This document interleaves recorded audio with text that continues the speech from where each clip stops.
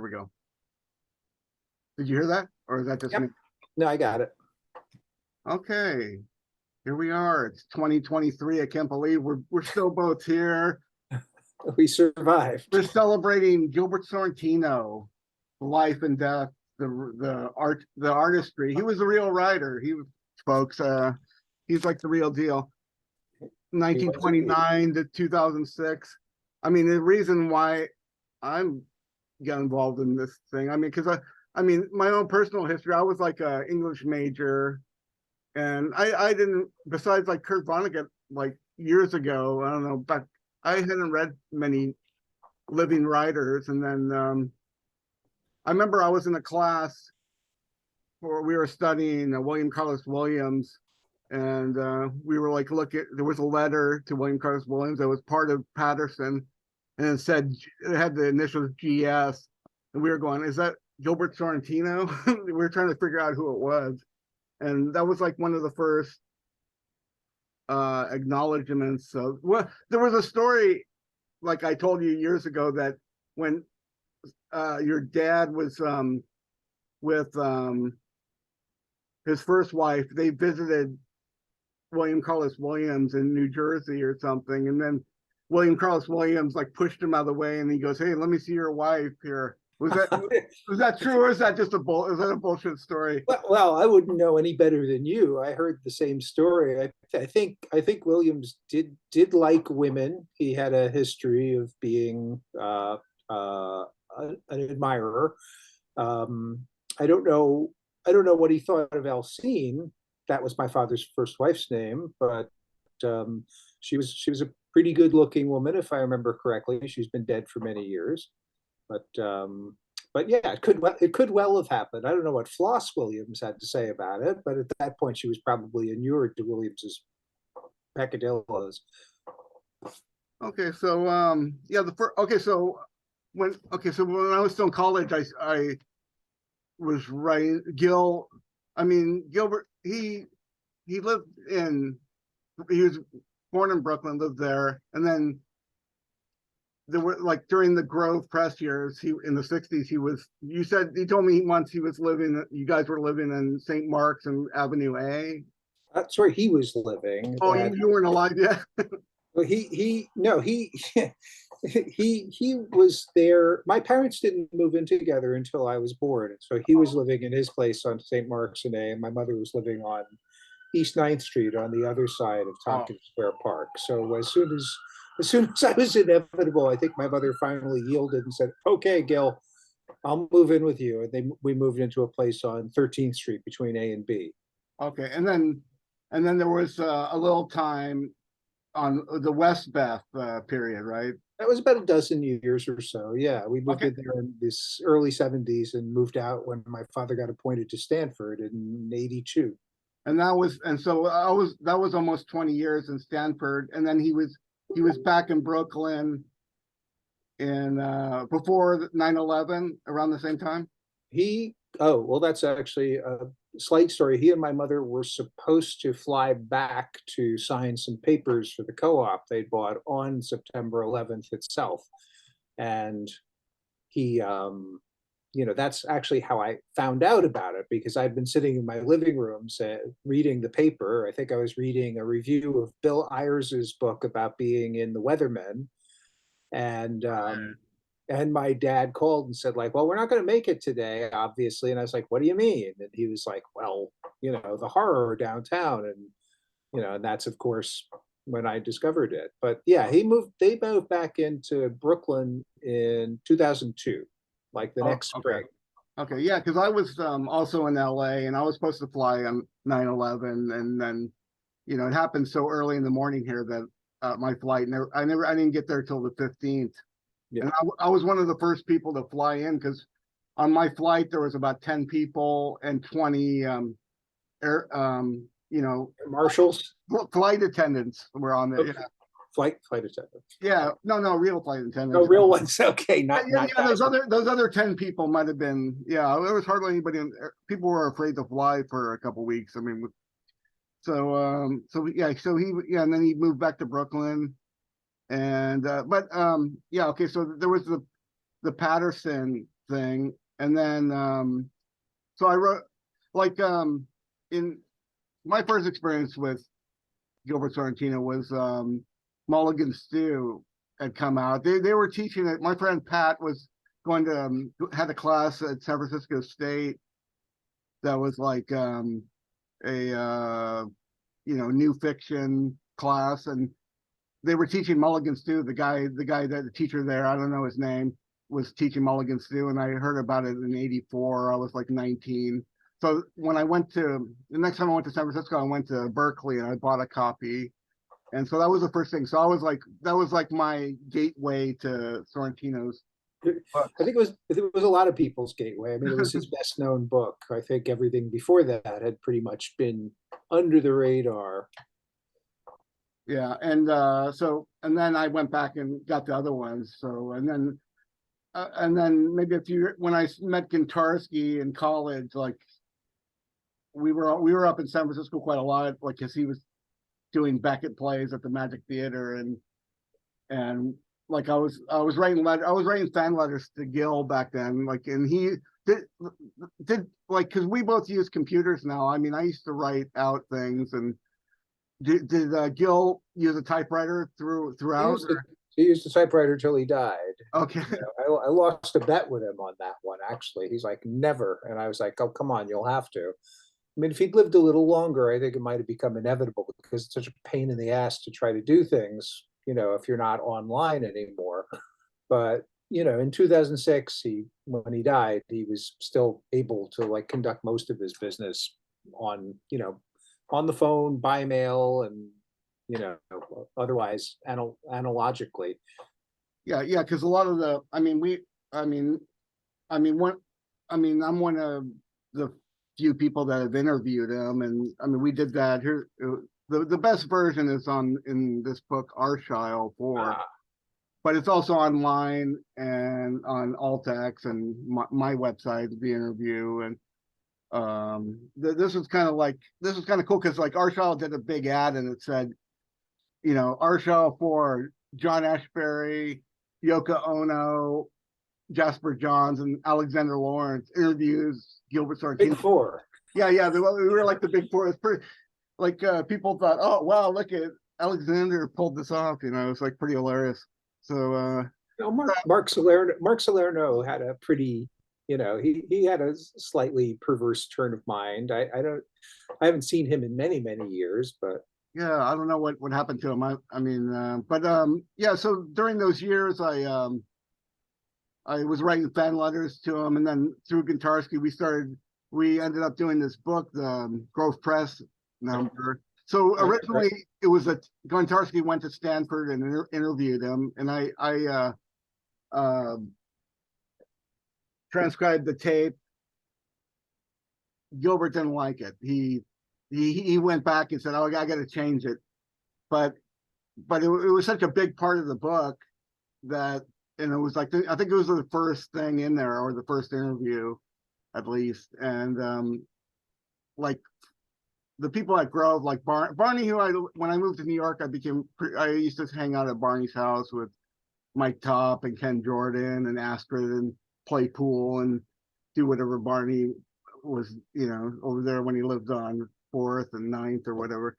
Right. Hang out. And but Barney and Fred Jordan, a lot of those old Grove guys, like, didn't like that. They thought Gil was like totally off board. This never happened. So we talked about that before, but was Gil like a fabulous? Was he just pulling everyone's leg, or what was the deal? I don't think he was a fabulist. I think he probably did embellish certain things. I don't have any better sense of what went on at Grove than you do. I mean, he worked there when I was quite a little kid, but I would imagine they probably meet in the middle somewhere. Like part of what Barney says is almost certainly bullshit. Part of what Fred Jordan says is definitely bullshit. And, a lot of what my dad says is probably bullshit too. I mean, it's all from a different perspective. My father was not in the inner circle. He was a senior editor when he left, which meant he was pretty much dealing with, people who were actually doing a lot of the work, whereas, you know, Barney was going to lunch and hanging out with Samuel Beckett, and Jordan was doing whatever the hell he did, you know, and Dick Seaver too. I think he was at Grove at that time, you Yeah. know. So, you know, my father probably knew some stuff that was going on that those guys didn't, and of course they probably knew a lot more about what was going on than my dad did. By the time my dad left, he was only half time anyway.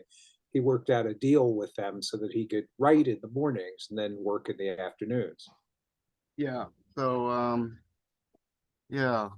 Huh. Yeah. Yeah. So, I mean, I interviewed Barney later, in the 90s, and I asked him about that. That's what he was saying, that he was pissed off a little bit. I think Fred was more pissed off about it, but I don't know. They're I gone. think there was definitely some tension between my father and Fred Jordan. I don't know Yeah. what the deal was, but Yeah. I'm Yeah. pretty It was sure it weird. was. Yeah, but Barney told me things like that he later confessed in his own autobiography, that like, because I asked him about the going to Cuba, and he had fake passport and stuff. He said he didn't do that, but he admitted it in the book, you know. And so there was a lot of things that Barney, you know, Barney was thought the CIA and the FBI were after him, and I don't know how much that's true either. So let's leave that. Okay, so that's the initial stuff. So let's get to the books. Okay, so Gil wrote a number of books. I read an interview online. There's actually a 50s novel, a 600-page untitled book. Yep, What happened to that one? I have a copy. It is as bad as my father always claimed it was. You know, like he said, I think the direct quote was, "It'll never see the light of day." And when I finally found a copy, because he had it in his files, and after my mother died, I finally was able to kind of go through them all at my leisure. And I think one's on deposit at Stanford too in his archive. But I went through it, and it's really not very good. It's kind of he always described it as kind of a Studs Lonigan book, you know, like Oh, following right. a protagonist from a working class background through youth and then adulthood. And it's that. I can't say I read the whole thing. It's big. It's like 700 pages, but I got the flavor of it. My father was working out prose at that point. Like I think his main concentration was the poetry, which I think he was much better at that stage, and the prose was, you know, I wouldn't call it workmanlike. I think he was reaching. I think he was trying to do something different, but he wasn't quite doing it. So a lot of what was in that book, though, ended up being cannibalized, not in terms of the prose itself, but in terms of the conceits and some of the episodes that appear in the book for Steelwork, and I imagine probably also for Crystal Vision and Red the Fiend and some of his other Brooklyn books. Right. Yeah, he has. Yeah, there's two. I mean, there's two kind of separate. I mean, maybe three, but in the early days, there's the Brooklyn, and then there's the characters that are an odd number and imaginative qualities of actual thing. The art world, the writing world. Right. Two different worlds that are kind of, they don't really meet. And then the last 5 or 6 books are a little bit different. So They're kind of don't exist. They exist in kind of a liminal space, in like Beckett space. right, You know? exactly, yeah. And so the first novel that actually was published was Sky Changes. Yeah. It's a road novel.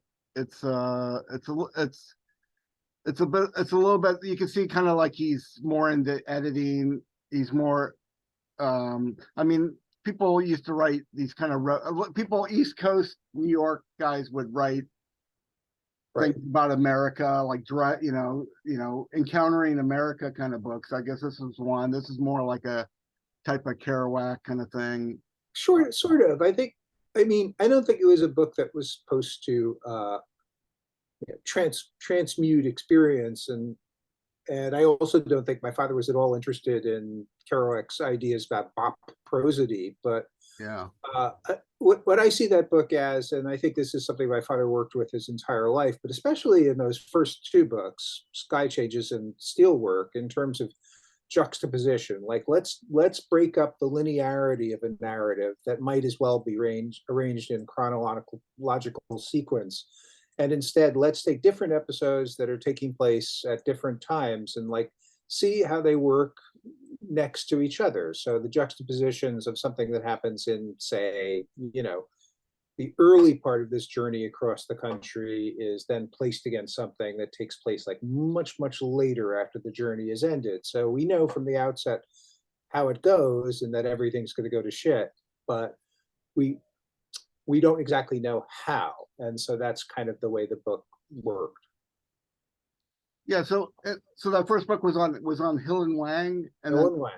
and then the second and third were on Pantheon. What I don't it was Hill and Wang a big publisher, or was that a small publisher, or was it Well, a I, small within a big? I think at that point they were independent. That was Okay. long before FSG had kind of subsumed them. But I believe they were, they were probably about W.W. Norton size. I might be exaggerating. I couldn't say, but they were a trade house for sure. They weren't like considered a small press or anything. It was a good thing. They paid my father a big $800, if I remember correctly, which was probably about 8 months' rent. So he was happy. I wouldn't mind getting 8 months' rent. So those first three books, he would like finish the book, send it to an agent, and just or was the Pantheon a 2-book deal then? But Pantheon was a two-book deal. The first book, he didn't have an agent. So the guy who acted as an agent was Seymour Krim, who you may recall as a sort of new journalist, one of the earliest new journalists, in fact. He wrote a very well-known book called, what is it called? Visions of a Nearsighted Cannoneer. I can't remember. Nearsighted Cannoneer is in there. I've got a copy of it around Yeah, here somewhere. yeah, But he was like a New York intellectual, like he was he around. was Seymour, and he liked the book, so he decided to act as his agent, and he managed to place it with Hill and Wang pretty quickly. Arthur W. Wang was a big fan of the book, and for the second and third books, the Steelwork and Imaginative Qualities that were published by Pantheon, by that time my father had gotten an agent named Karen Hitzig, who I think was with Sterling Ward, and then she went on to William Morris, and she ended up marrying a TV producer named Rupert Hitzig. I don't remember what he produced, but he was a pretty big deal. And she left the business. So my father ended up with a guy named Mel Berger, Oh who yeah, was his agent for the rest of his life. right. Yeah. So yeah. So Sky Changes. I mean, that doesn't. I mean, looking back, it doesn't really seem like kind of a Sorrentino book. It's kind of there. But I don't know. Does it seem like something like I Well, think I I think mean, like people should start out with, if you read Sorrentino, you should start out with this one. One of my favorite Steelwork. steel work. And Well, I think they're both.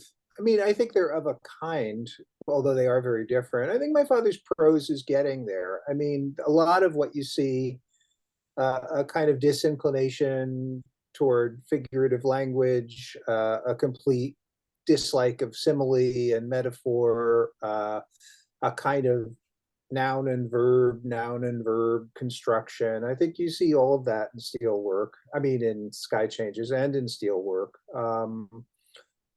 I think it's a little more, what's the right word? I think it's a little more querulous than my father sometimes was. There's a lot of concern about not so much like what's wrong with America, but like he knows what's wrong with America and it isn't New York. And that's kind of, it's a very strange attitude, I guess, to have.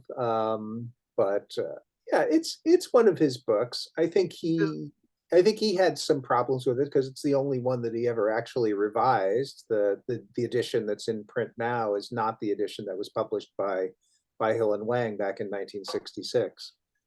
yeah, oh, he wanted to make some cuts. He made some changes. I think he made some cuts. He made some line edits, and he added a section, if I remember correctly. Although I couldn't tell you what it was. And yeah, Steelwork. Is Billy Recco in this book? Is there like a chapter or? There's no Billy Recco in that book. My father has a couple of other alter egos in that book, but nothing that you would say like, that's Gil. Okay, so yeah, Steelwork. I recommend highly as like a place to start with the Sorrentino. I mean, there's a lot of books here. I mean, we're and but like the first, I mean, if there's anything that's like Portrait of an Artist as a Young Man, it's imaginary qualities of actual things. I think it's Yeah, like it's like okay, this is like he's definitely jumped it up a level here. I mean, and and this book also relates to the later work that comes out, especially like Odd Number yes, especially Odd Number, I think. and Although also, I guess everything in that trilogy has the characters from imaginative qualities. Odd Number, Rose Theater, and Mysterioso. so is the third book more of a novel, or what is it more Which one? imaginative qualities of actual things? You think it's because like I mean this is all I mean Steelwork is almost like vignettes. It's like almost like he's almost deconstructing the novel in a way. Well, yeah, I It's mean, again, it's a book that works in terms of juxtapositions. I mean, if you've got, there's no plot to speak of, but there is a kind of evolving portrait of this neighborhood. And once again, you get this kind of series of contrasts. You'll glimpse something that's taking place in 1939, and then it'll be placed next to something taking place in after the war. So you'll see a young man who's like ordinary, and then in 1946 you'll see him and he's been destroyed by what happened to him overseas, for example.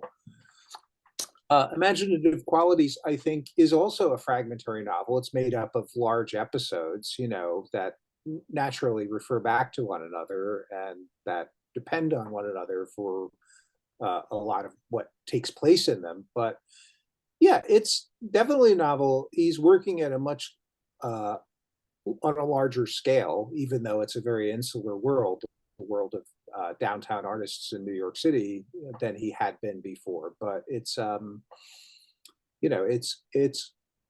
it's definitely got a kind of agenda. I mean, I think that was my father's farewell to being a guy who hung out with other people, really. Like, he really kissed off a lot of people and pissed them off as well. And so that was him sort of just withdrawing, saying, I don't want to have anything more to do with this bullshit. I don't want to have anything to do with these strivers and these careerists and these people who are kind of denigrating what I think of as being holy and sacred. And so I'm just going to like lay them out on paper and then see what happens. And what happened was, he was kind of persona non grata with a lot of folks. so many of these books were written during the Grove Press years, and then he kind of you in your book Now Beacon Now See, you kind of talk about how he kind of got like he left Grove, he had some money, so he just was going to sit down and write some books and stuff. Did he write a lot of books during those years, or just one at a time? Well, he didn't write them all at the same time, but yeah, he wrote a lot of books. If I remember right, during the years between leaving Grove and starting at Stanford, I think my father wrote about 6 novels, and I think he wrote maybe 3 or 4 books of poetry. I'd have to double check, but it was a lot of books in like a dozen years. Because at that time he's writing Mulligan Stew, but like Black Sparrow Press published his poetry, published A Mask of Fungo, and Mm-hmm. Splendid Hotel was like almost like a prose poem, Mm-hmm. really, And that was not really a New novel. Directions. Yeah, Uh, that was prose. New Directions published. He also published The Orange Tree with University of Texas Press in 1978, I think. Um, yeah, yeah, he worked a lot. He had the time. He had some pretty good luck, I guess. He got a Guggenheim in 1973. He got an NEA fellowship. He got, a couple of other grants. He taught at night at the New School. yeah. I like the idea that he seemed like because like it seemed like during the Grove years he had to work, he had to keep a job, get some money, and then once he got the grants, the workman's comp or whatever it is, or whatever unemployment Yeah. unemployment check, it's like, okay, I'm going to sit down and start to write and just spend a year or 2 or 5 writing. Yeah. We were not only did he have all that, but this was a New York that no longer exists. We lived in subsidized artists' housing in Greenwich Village. We had like a 1,800 square foot apartment that cost us like $150 a month. And so it was not easy, but it was not impossible to live on a shoestring. And that's pretty much how we did it until my father got the job at Stanford. And then he and my mother were able to, you know, live in a kind of greater certainty than they had before that. But, you know, it's kind of amazing to think about it, right? Like there's no way you could do that in New York now. Just no way at all. And since you mentioned the poetry, I also have there's a copy of Black and White. Right. Yep. That's an early one. That's one of my favorites. It's Yeah, a good one. you mentioned the Orangery. Yep. White Sail was another favorite of mine. That's a good one. And yeah, I also have the collected, the one that Green Entinger did a few years ago, 20 years ago. Yeah, that's right. Is right. He's got that's the one which actually has his later poems in it. Some later poems, yeah. Some stuff that he published in Cups magazine too, and I forgot about that. and yeah, and like when I think of his poetry, I think it's pretty consistent. It's a little, it's like it's Jack Spicer, Richard Brodigan, maybe a little bit of Black Mountain writers, Yeah, poets. I think the earlier poems, the ones up through say maybe 19, the 1970s, I think you got a lot of Creeley, you got a lot of Williams, you got some Spicer, Olson. I mean, I think probably,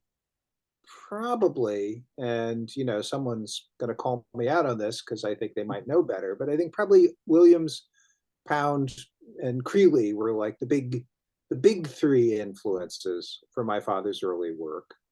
Yeah, so everyone should check out those poems because like he doesn't get he was in the New York Poets edited by Don Allen, but a lot of people don't consider him a novelist and not a poet, even though he has many books of poetry. Many books of poetry, he did kind of forsake it. So I think in part the waning of his reputation as a poet was kind of self-inflicted.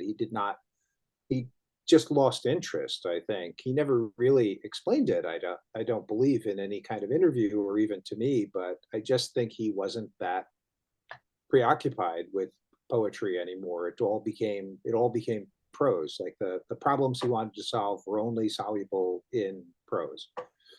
So yeah, so we get to the later 70s and Mulligan Stew came out on Grove. And I mean, a lot of these writers, I mean, we used to call them postmodernists and stuff. There was the people that wrote the big books like Pynchon and Robert Cooper and John Barth and these guys. And I mean, I just think that when I was in college, I was really into James Joyce and Beckett. So Mulligan Stew was going to be something that was on my radar. Somehow I would eventually got to there, I think, and Flann O'Brien. I mean, I kind of think of those guys in the 70s and 80s. They don't seem like they exist anymore. These guys that write these really big 600 plus page books. I think of those guys as kind of like retro modernists. They were kind of going back to Joyce and Thomas Mann 50 years before and going, yeah, we're going to write these long books that include not only the novel, the story, but a lot of knowledge, a lot of extra stuff. Yeah, I mean, I guess it depends. I mean, there's obviously it's hard to lump all those people together. Yeah. I think, but if you're talking about like, the William Gass of Willie Masters' Lonesome Wife and the Coover of The Public Burning and the Barth of, Jill's Goat Boy and I don't know who else. Pynchon, of course. Any number of his books. Oh yeah, Thoreau. Yeah. Darkenville's Cat. Yeah, I mean, you've got a lot of people doing, I guess, what James Wood later called hysterical realism, which I don't think is a terribly accurate phrase, but it'll stand in place for what they're doing. I don't think my father had too many affinities with those men, though, honestly. I think he was much more of a person who I think his work was much more connected to modernism. I don't think there was a kind of, he's lumped in with the postmodernists, but I never really thought of him as occupying the same space as a John Barth Yeah. or a Coover. I mean, I think there's definitely some contiguity there. There's definitely some affinities there, but somehow the idea of them being working in the same vein, it never quite struck me as being accurate. I mean, I think, yeah, I don't know. This is a conversation that we could probably have Yeah, there's probably some kind of separately, but spectrum, but I mean, I'm kind of like thinking of people that were more retro modernists that were kind of going back to Joyce and Proust and Thomas Mann, and then there was kind of like the Hemingway guys, the minimalists that were kind well, of those guys, those people, my father really didn't have too much in common with. I don't know why. I mean, he I know from talking to him that he really did not like that kind of work. He did not like Carver. He did not like Richard Ford. I mean, not personally, but he didn't like their work. And some of that stuff looks a lot better to me today than it did, I guess, when I was more swayed by my father's opinions than I am now. But I can see why it may have put him off a little bit. I mean, my father was sort of what I guess Stanley Elkin referred to as a putter-inner, rather than a taker-outer. And so as a putter-inner, I think the idea of that kind of, desiccated prose that some of the Lish influenced Carver stories at least seems to be, was not really his cup of tea. yeah. I mean, some of those guys. I mean, you can't really look at a Carver or Bret Easton Ellis. I think Brett tried to do like kind of like a Don DeLillo type book, but most of his books are very tight. That's where he's like the best. He can't really do these ones with like a he like Bret Easton Ellis couldn't write like Moby Dick or something, I'd like to see that. or a William T. Volman type book. I don't think it's possible. But Yeah, yeah. I don't know. We got a time thing, so I got to start up another one here. So let me call you right back. And All right, I'm gonna. we did part one. We got through. We're up to about 1980, so Okay, that's a good thing. Okay, we're gonna. we're definitely getting through this century today for sure. Okay, we're gonna get to All the right. present day. Okay, let me stop this. Okay. You want to take a couple minutes here? Okay.